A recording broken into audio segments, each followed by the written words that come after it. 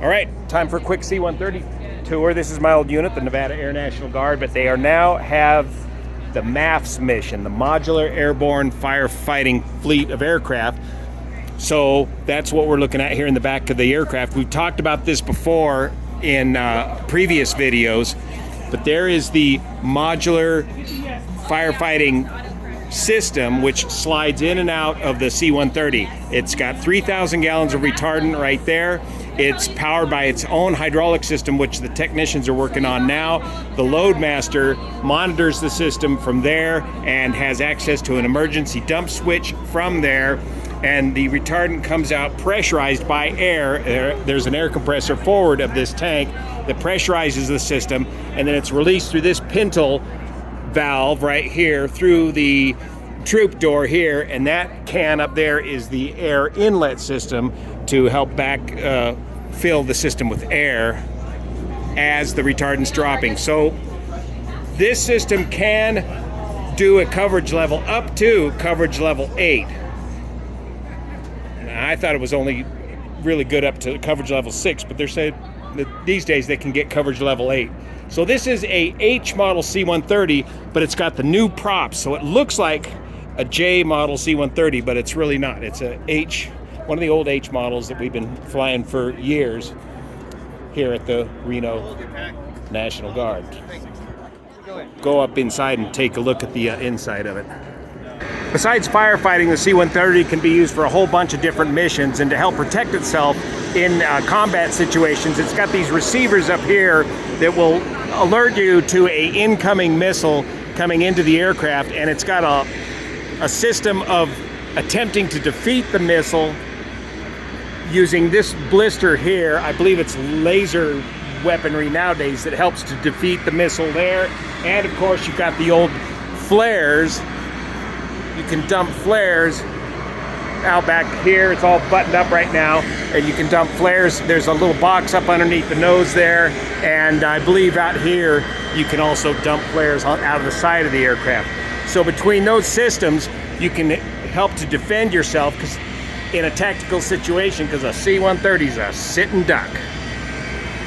So the new props are a lot more efficient and a lot more reliable. They sync up nicely. I believe they have electronic sync, so a vast improvement over the old Hamilton standard props. All right, let's go up. There's the compressor for the MAFFS system right there, and then the whole system just plugs into the aircraft electrical system right here and right up there. You can configure the back of these C-130s for any number of different missions. Here's some of the radio rack here. Here's my favorite station, the galley. The coffee pot's right there. Very important to know. There's the can opener right there, so you can open up your canned goods, and an oven to do your cooking in. Well, thank you. Up here's the air show window up here, and then the famous crew bunk, 2 crew bunks where you can rest on during your long cross country. Good for your youth, I guess. Behind how do you say your first name? Kikoa. Kikoa Yeah. is the nav station, and I assume you're a nav? No, I am not. I'm He's an engineer. You're a flight engineer. Okay, good. Thanks, and you can help keep me straight. Yep. My name's Juan. I used to fly these things years ago. We're doing a little video here, and now you got to remind me of everything I've forgotten here.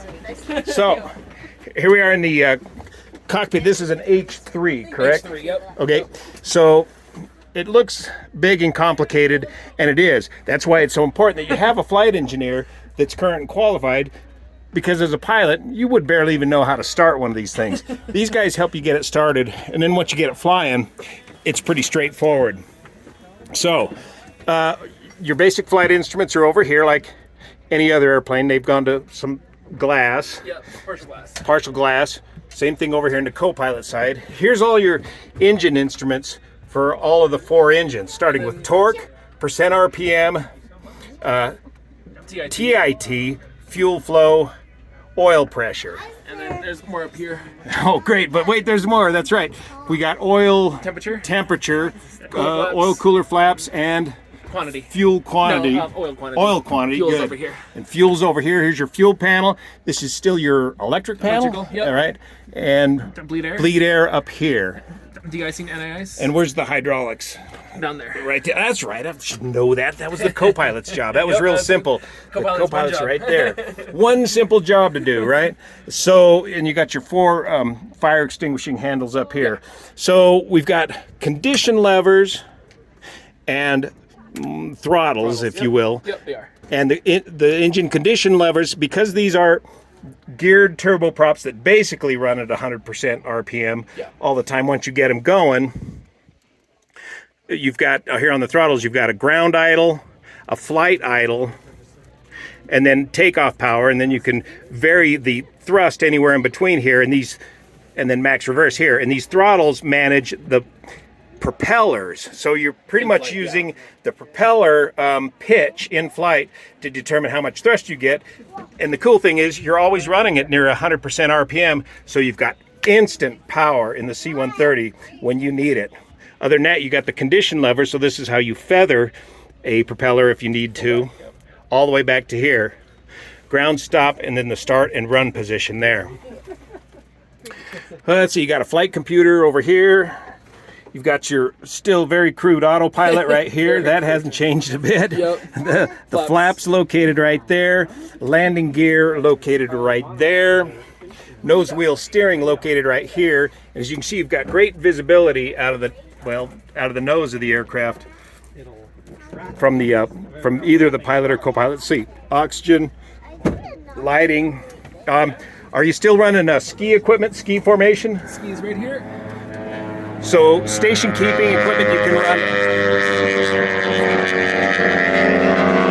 AT6s. You can run formation at night and in the weather.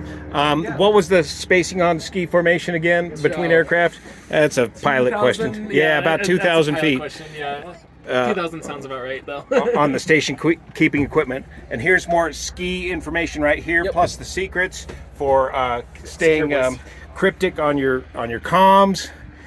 And that's the basic layout of the C-130.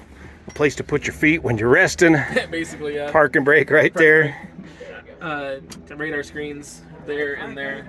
So are you running a weather radar back up here now? You can. Well, I thought that was the NAV's job all back here, but you Yep. can see it from up here. Yep. And NAV's got ski as well. They do weather, ski on there as well, flight plan overlay, TCAS on there also. And just a mountain of different warning lights available right in here. Yep. So as opposed to the H2 where the lights are everywhere, they're all now Located in centralized. one place. Yep. Very good. All right, that's your H3 C-130 checkout. Thanks for watching. See you here.